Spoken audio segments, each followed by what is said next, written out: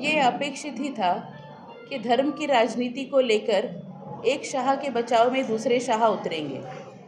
इसका कारण ये है, अगर आप देखेंगे तो इस राज्य में भारतीय जनता पार्टी की ओर से इनका प्रमुख एजेंडा जो है, या एक ही एजेंडा जो इनका है, वो है धार्मिक विषय। धर्म की राजनीति करके ये लोगों को उकसाना चाहते हैं, लोगों को भावनिक करना चाहते हैं और उनसे मत लेना चाहते हैं। विकास के मुद्दे पे इनके पास बोलने जैसा कुछ नहीं होने के कारण घाटकोपर में अगर आप देखेंगे तो कल जो इनकी सभा यहाँ पर हुई है, इस सभा के दौरान इन्होंने धार्मिक मुद्दों को वहाँ पे लोगों के सामने रखने का काम किया, लोगों को ये बताने का काम किया कि किस तरह से हम इस देश में अगर सुरक्षित होना चाहते हैं तो धर्म के नाम से हमको एकत्रित होना पड़ेगा, हिंदुत्व के मुद्दे को लेकर हमको एकत्रित होगा। इसके अलावा इनका कोई एजेंडा नहीं है।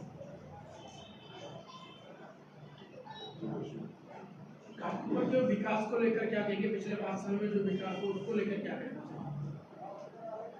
एक लोक प्रतिनिधि जो चुनकर आता है, या जो एक विधायक होता है, या सांसद होता है, या नगर सेवक होता है, इनके काम के माध्यम से, इनके कार्य के माध्यम से इनकी पहचान होनी चाहिए। लेकिन दुर्भाग्य की बात है कि इस घाटकोपर के आमदार जो रह चुके थे, उनकी पहचान उनकी श्रीमंती से है, उनके पैसे से है। और इसलिए मैं समझती हूँ विकास का मुद्दा ये इनके लिए कि कभी महत्वपूर्ण रहा ही नहीं। इस मतदार संघ के जो लोग हैं उनके लिए कोई व्यवस्था यहाँ पे नए से लाना, ये कभी मुद्दा इनके लिए रहा ही नहीं, और इसलिए विकास कभी हुआ ही नहीं इनके माध्यम से। आप किन किन मुद्दे को लेकर जो लोगों के बीच में जा रहे हैं? घाटकोपर पूर्व मतदार क्षेत्र में मैं गए 15 साल से नगर सेवक के तौर पे काम करते आई हूँ, और उसी दौरान हमने इस घाटकोपर के कई लोगों को, कई विषयों को उनके माध्यम, मतलब उनके लिए हम उसको सुलझाने के लिए हम काम करते आए हैं। आज ऐसी परिस्थिति है कि घाटकोपर का एक जो परिसर है, एक कोना जो है, वहाँ पे विकास का जो मुद्दा है वो कभी आगे लाया ही नहीं गया। बड़े पैमाने पे अगर आप देखेंगे तो यहाँ पे मुंबई महानगर पालिका के माध्यम में से प्रकल्प हुए, और इस प्रकल्प होने के दरमियान अपेक्षित ये था कि जो प्रकल्प बाधित लोग हैं इनका पुनर्वसन भी होना चाहिए था। लेकिन पुनर्वसन जो है वो प्रशासन ने जब किया है तो उस पुनर्वसन का काम जो है वो पूरे तरह गैर जिम्मेदार प्रक्रिया से हुआ। आज जो प्रकल्प बाधित लोग हैं उनके लिए उनका जीवन जो है प्रशासन की वजह से और सत्ताधारी पक्ष की वजह से संघर्ष वाला हो गया है। लोग आज जो 4-4, 5-5 पीढ़ी इस घाटकोपर परिसर में रहे हैं, आज उनको यहाँ से उनको विस्थापित होने के बजाय सत्ताधारी पक्ष ने उनको यहाँ से बाहर निकाल दिया है, और इस तरह का प्रकल्प जो है कहीं ना कहीं ये रुक गया है। और इसी के साथ मैं आपको कहना चाहूँगी कि घाटकोपर विभाग में आज ये परिसर जो है एक सखल विभाग है, यानी अगर 1-2 घंटा भी अगर यहाँ पे बारिश होती है तो जो प्रमुख रास्ते इस घाटकोपर के हैं वहाँ पे पूरी तरह से पानी भर जाता है, लोगों को काफ़ी असुविधाओं का सामना करना पड़ता है। इस घाटकोपर को अगर आप देखेंगे तो गए 10 सालों में केंद्र में भाजपा की सरकार रही, इस राज्य में भाजपा की सरकार रही, इस घाटकोपर के विधायक जो है वो भाजपा के रहे, इस ईशान्य मुंबई के विधायक जो है, सांसद जो है वो आप देखेंगे तो भाजपा के रहे। यानी पूरे देश के स्तर पे या सेंट्रल गवर्नमेंट की तरफ से यहाँ पे स्थानिक स्तर तक अगर भाजपा की सत्ता थी तो विकास काम क्यों नहीं हुआ, ये भी एक सवाल हमारे सामने है। आज घाटकोपर में आप देखेंगे तो जो नेविल नगर है उसके आसपास जो घरें हैं या जो इमारतें हैं आज वो C1 कैटेगरी में आ गई है, लेकिन उसका विकास नहीं हो पा रहा है। इसका कारण है कि जो सेंट्रल गवर्नमेंट के नॉर्म्स है उसके आधार पर आज नेवल नगर का जो परिसर है उसके आसपास का जो 500 मीटर तक का परिसर है वहाँ पे डेवलपमेंट नहीं हो सकता है। ये नियम बन गया है। अब इस नियम को कहीं ना कहीं शिथिल करना या इस नियम में कुछ बदलाव करना ये सत्ताधारी पक्ष का काम था, जिसपे ये पूरी तरह से अपयशी रहे, और इस वजह से आज 10 साल जो है इस घाटकोपर के C1 कैटेगरी इमारत जो है इनका कभी प्रश्न सुलझा ही नहीं। खास करके रमाबाई और कामराज नगर में किन मुद्दों को लेकर आप जा रहे हैं? और आप पे आरोप भी लग रहा है कि आप बाधा है वहाँ। रमाबाई अंबेडकर नगर, प्रभात नगर, उसी के साथ नालंदा नगर और कामराज नगर, हज़ारों की तादाद में वहाँ पे घरें हैं। इन घरों का पुनर्वसन एमएमआरडीए के माध्यम से करने का एक प्रस्ताव करीबन 1.5 साल पहले लाया गया। इस 1.5 साल के समय में वहाँ के रहने वाले जो लोग हैं उनके लिए ये बात बहुत संघर्ष वाली रही और इसको जिम्मेदार सत्ताधारी पक्ष यानी महायुति के जो लोग वहाँ पर है, वहाँ पे जो लोक प्रतिनिधि कहकर खुद जो काम कर रहे हैं वो इसमें बाधा लाने वाले व्यक्ति रहे। इसका कारण ये है कि आज अगर एक कोई प्रकल्प प्रशासन के माध्यम से होता है या प्राधिकरण के माध्यम से होता है तो लोगों की अपेक्षा होती है कि प्राधिकरण ने जो है वो आकर लोगों से वहाँ पे चर्चा करनी चाहिए, लोगों के सामने अपना प्रस्ताव खुले सार्वजनिक स्तर पे उन्होंने रखना चाहिए। लेकिन ये न करते हुए वहाँ के जो माजी नगर सेवक है, जो महायुति के घटक पक्ष के वो नगर सेवक रह चुके हैं, उन्होंने लोगों पे दबाव लाने का काम किया। एग्रीमेंट आप नहीं करोगे तो आपको घर नहीं मिलेंगे, इस तरह का विषय लोगों में फैलाने का काम किया, लोगों को वहाँ पे भयभीत करने का काम किया, लोगों को वहाँ पे दबाव तंत्र इस्तेमाल करके वहाँ पे लोगों को वहाँ पे एग्रीमेंट करवाने का काम किया। वहाँ पे इन्होंने ये काम आगे लेके जाने के लिए कुछ लोगों को, जो गुंड प्रवृत्ति के जो लोग थे, इन लोगों को हाथ में लेकर उनके माध्यम से दबाव तंत्र लाकर लोगों से एग्रीमेंट करवाए गए। अभी आप समझिए, इस मुंबई शहर में जो है सालों साल से जो लोग इस मुंबई शहर में अपने परिवार के साथ रह रहे हैं, इस मुंबई ने उनको सब कुछ दिया, नौकरी दिया, व्यवसाय दिया, बच्चों के लिए शिक्षण दिया, एक घर दिया। आज अगर वो घर जो है अगर वहाँ पे वो सुरक्षित नहीं है तो लोगों की सुनवाई कौन करेगा? सत्ताधारी पक्ष कह के ये खुद को कहलाते हैं, सत्ताधारी पक्ष होने के नाते हम आपका पुनर्वसन करना चाहते हैं, इस बात को लोगों के सामने जब ये रखते हैं तो ये झूठी बात ये लोग रखते हैं। क्योंकि आज पहले स्तर पे इन्होंने लोगों को कहा कि हम आपको संक्रमण शिविर में शिफ्ट करेंगे, लेकिन आज लोगों को ज़बरदस्ती से कह रहे हैं भाड़ा लो और घर खाली करो। हमने लोगों को ये कहा कि आज अगर हमारा ये प्रस्ताव, हमने जो प्राधिकरण हमारे सामने ये काम करने को आया है, तो ये ज़मीन जिसकी है, जो एक ज़मीन का मालिक है, उसकी एनओसी तो लीजिए आप पहले, ये ज़रूरी है। आज वो ज़मीन मालिक जो है वो कोर्ट में है, आज इस विषय पे स्टे लाया गया है और स्टे होने के बावजूद भी यहाँ पे लोगों को धमका के एग्रीमेंट करने का काम जो है ये माजी नगर सेवक महायुति के जो है ये करवा रहे हैं। ये भी गलत है, इसको भी प्रशासन ने देखना चाहिए। इसके अलावा अगर आप देखेंगे पूरे मुंबई शहर में कई जगहों पर आज एसआरए के माध्यम से या बीडीडी चाली आप देखिए, आज वहाँ पे इतने बड़े पैमाने पे लोगों का पुनर्वसन जो हो रहा है। हमारी सरकार, महाविकास आघाड़ी की जो सरकार थी, उन्होंने ये काम लोगों के लिए किया था। हम उसी धरती पे चाहते हैं कि ये इस विभाग का भी पुनर्वसन हो, लेकिन इस बात की सुनवाई करने के लिए महायुति की सरकार कभी तैयार नहीं थी। इन्होंने इस बात को अपने प्रमोशन की तरह देखा, इन्होंने इस बात को अपना एजेंडा बनाया, इन्होंने लोगों को ये कहने का काम किया अगर आपका पुनर्विकास होता है, अगर आपका कुछ विकास होता है तो सिर्फ और सिर्फ हम हमारी मर्जी से करेंगे। इसमें आज लोग बहुत संघर्ष की परिस्थिति में आ गए हैं। लोग ये कह रहे हैं हमारा घर जो है, इसके अलावा हमारा कुछ नहीं है इस मुंबई शहर में। और ऐसी परिस्थिति में अगर पैसे का आमिष दिखाकर या लोगों को गुमराह करके या लोगों को दबाव करके अगर ये लोग ये इस काम को करने की बात करते हैं तो ये गलत है। आज 300 स्क्वायर फीट घर देने की ये लोग बात करें।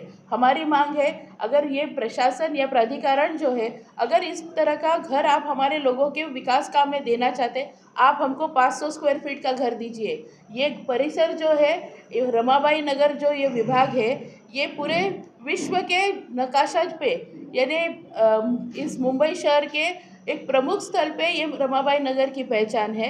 रमाबाई नगर में बहुत ही ज़्यादा आप देखेंगे तो दलित समाज के लोग वहाँ पे रह चुके हैं और रह रहे हैं, और वहाँ पे पूरे जो क्रांतिकारी जिस तरह से जो लोग जिन्होंने संघर्ष किया समाज के लिए, ऐसे लोगों की छवि वहाँ पर है। और इस परिस्थिति में अगर उस पूरे मतदार संघ को आप ख़त्म करने का काम कर रहे हो, और ये गलत है और इस पर मेरा विरोध है। राखी जी, यहाँ पे हम जो बैठे हैं, महाविकास आघाड़ी के प्रतिनिधि के तौर पे हम बैठे हैं। आज यहाँ पर मेरे साथ मेरे भाई जो इस ईशान्य मुंबई के विभाग प्रमुख हैं, सुरेश पाटिल जी, ये 2 बार नगर सेवक रह चुके हैं। यहाँ पे हमारे जिला अध्यक्ष जो है हमारे राष्ट्रवादी कांग्रेस पार्टी शरद चंद्र पवार पक्ष के, ये 3 बार नगर सेवक रह चुके हैं। मैं खुद 3 बार नगर सेवक रह चुकी हूँ। प्रशासन जो है यानी मुंबई महानगर पालिका, ये एक इंस्टीट्यूशन ऐसी है जो 100 साल से भी ज़्यादा से इस मुंबई शहर की व्यवस्था बनी है। आज इस व्यवस्था को ख़त्म करने का पाप जो है ये महायुति की सरकार ने किया है। महायुति की सरकार ने 2022 में जो हमारा नगर सेवकों का टेन्योर ख़त्म हुआ, हमारा जो कार्यकाल ख़त्म हुआ, अपेक्षित ये था कि 2022 में मुंबई में चुनाव हो, महानगर पालिका के चुनाव के माध्यम से फिर एक बार वो जो हमारा सभागृह है वो गठित होना चाहिए था। 227 नगर सेवक के माध्यम से इस मुंबई की व्यवस्था की जा रही थी। प्रशासन और नागरिक इनके माध्यम का जो एक कोऑर्डिनेशन का भाग है, ये लोक प्रतिनिधि यानी नगर सेवक करने वाला एक व्यक्ति था। आज 3 साल से इस मुंबई शहर को नगर सेवक नहीं है, मुंबई शहर की व्यवस्था नहीं है। इस मुंबई शहर को किस तरह से देखा जा रहा है, तो सत्ताधारी पक्ष के आप आमदार हो तो आपको निधि दिया जाएगा, अगर आप सत्ताधारी पक्ष के आमदार नहीं हो आपको निधि नहीं मिलेगा। और सत्ताधारी पक्ष के आमदार आप कहेंगे तो इस घाटकोपर के आमदार सत्ताधारी पक्ष के थे, घाटकोपर वेस्ट के आमदार सत्ताधारी पक्ष के थे, विक्रोली के आमदार हमारे महाविकास आघाड़ी के थे, तो उनको निधि नहीं दिया गया। उधर आगे भांडुप के जो हमारे महाविकास आघाड़ी के हमारे आमदार थे, उनको निधि नहीं दिया गया। मुलुंड के जो आमदार है वो महायुति के थे, उनको निधि दिया गया। यानी इस तरह का गैर प्रकार जो है इस सत्ताधारी पक्ष ने किया है। मुंबई महानगर पालिका का जो निधि है या मुंबई महानगर पालिका की जो एफडीज़ है, इस एफडीज़ के माध्यम से ये मुंबई सुरक्षित थी। जो मुंबई शहर में भविष्य में प्रकल्प होने थे, जो मुंबई महानगर पालिका के अधिकारी कर्मचारी थे, इनकी सारी व्यवस्था उस एफडी के माध्यम से हो रही थी। इन्होंने ये पाप किया कि उस एफडी को तोड़ दिया। इन्होंने उस एफडी को तोड़ते हुए इन्होंने कहा कि हम मुंबई को सुशोभित करना चाहते हैं। सुशोभितकरण की जो व्याख्या इन महायुति के लोगों की रही वो इस तरह से रही कि जो स्ट्रीट लाइट्स पूरे मुंबई शहर में हम देख रहे हैं, उन एग्जिस्टिंग स्ट्रीट लाइट्स में जिसमें पहले से लाइट लगी हुई है, इसके ऊपर इन्होंने चाइना के लाइट घुमा दिए, कलर वाले लाइट घुमा दिए और बोले कि ये मुंबई की सुशोभीकरण हो गया। आप बताइए ये मुंबई का सुशोभीकरण हो सकता है क्या? एक बारिश में पूरी लाइट गिर के पड़ गई, पूरी चोरी हो गई और वहाँ पे ये सब काम जो है ये एक तरह से ख़त्म हो गया। दूसरी जगह इन्होंने क्या किया, तो प्रथम दर्शनीय जो हम दीवारें देखते थे, यानी प्रमुख रस्तों पे जो आप देखेंगे तो बड़े पैमाने पे दीवारों को कलर करने का काम किया। वो भी एक बारिश में धुल गई। कहने का मतलब ये है, अगर सुशोभीकरण की आप बात करते हो तो सुशोभीकरण करने के लिए आप झोपड़पट्टी परिसर में आइए, वहाँ पे रहने वाले लोगों की आप व्यवस्था करिए। आज कचरे से लोग बेजार है, आज शौचालय की परिस्थिति इतनी विकट है, वहाँ पे कोई सुनवाई नहीं हो रही है। वहाँ पे रहने वाली महिलाएं, वहाँ पे रहने वाले बुजुर्गों के लिए आप खुली जगह जहाँ पे उसको सुशोभित करिए। जो घर गलियाँ हैं उनको आप व्यवस्थित करिए कि लोगों अपने रोज़ के जीवन में उसका वापर कर रहे हैं। छोटे बच्चे जो है वो उसका वापर कर रहे हैं। आज भी वहाँ पे कोई लोगों की सुनवाई नहीं हो रही है। अगर भाजपा पार्टी का कोई कार्यकर्ता अगर प्रस्ताव देता है तो ये काम होना चाहिए, लेकिन वो काम पूरी तरह से कागज़ पे है, लेकिन आप ज़मीनी स्तर पे जाकर देखेंगे तो इन कामों को भी नहीं किया गया। इस तरह का व्यवहार जो है इस मुंबई शहर ने, इस सत्ताधारी पक्ष ने किया। जो करदाता है, जो टैक्स पेयर्स है, इनका पैसा जो है इन्होंने इस तरह से खुद के प्रमोशन में, खुद के एजेंडा को रखने के लिए और खुद के लोगों के लिए ये पैसा खर्च किया गया। ये मेरा आरोप तब भी था, आज भी है। यदि आप जो है भविष्य में विधायिका बनती हैं तो आपका विकास मॉडल क्या होगा? देखिए, महाविकास आघाड़ी की उम्मीदवार होना यानी एक जिम्मेदारी है। इस जिम्मेदारी को हम सभी ने स्वीकारा है। इस घाटकोपर क्षेत्र में हम सभी लोग, हम सारे पार्टी के लोग, हम एक विचार के इसलिए हुए हैं कि सामान्य लोग जो है या सामान्य परिवार जो इस मुंबई शहर में रहने वाले हैं, वो जो स्तर पे रह रहे हैं वो आसानी से, सहज रूप से इस मुंबई शहर में रह पाए, इसके लिए हम आज एकजुट हुए हैं। इसका कारण ये है कि आज सत्ताधारी पक्ष ने अपना जो दबाव है वो लोगों पे बनाए रखने के लिए ये कोई भी स्तर पे जाने को तैयार है। आज हमारे जैसे लोगों पे केसेस हो रहे हैं, हमारे जैसे बहुत सारे कार्यकर्ताओं को अलग स्तर से ये लोग दबाव तंत्र लाकर रोकने का काम कर रहे हैं, लेकिन हम नहीं रुकेंगे। हम पूरी तरह से इनसे लड़ेंगे और हम जीतेंगे।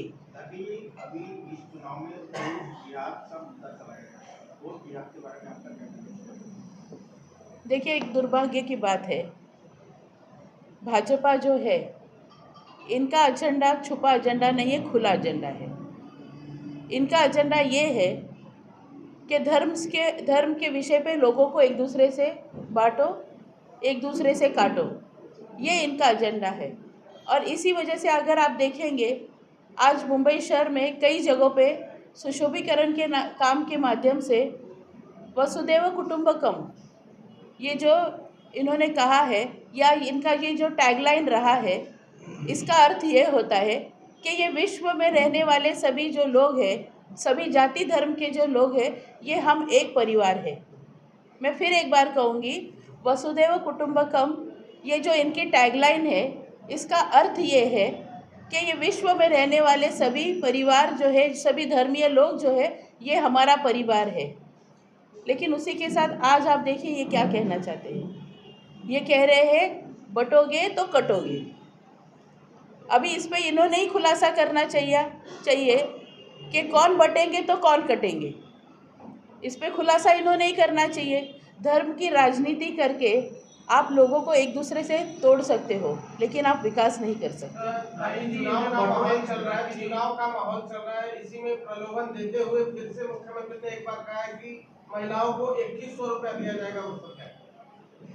मैं मुख्यमंत्री जी से यही कहूँगी कि ये महिलाएं जो है या बहनें जो है, आपको लोकसभा के चुनाव के पहले क्यों नहीं याद आए? हम महिलाओं के लिए या बहनों के लिए आपको ये प्यार, ये जो कंसर्न जो है, ये उस चुनाव के पहले आपको क्यों नहीं लगा? जब वहाँ पे लोकसभा के चुनाव में लोगों ने आपको नकारा, उसी के बाद तो ये एजेंडा आया है इनका। लेकिन हम महिलाएं इस बात को समझ रहे हैं।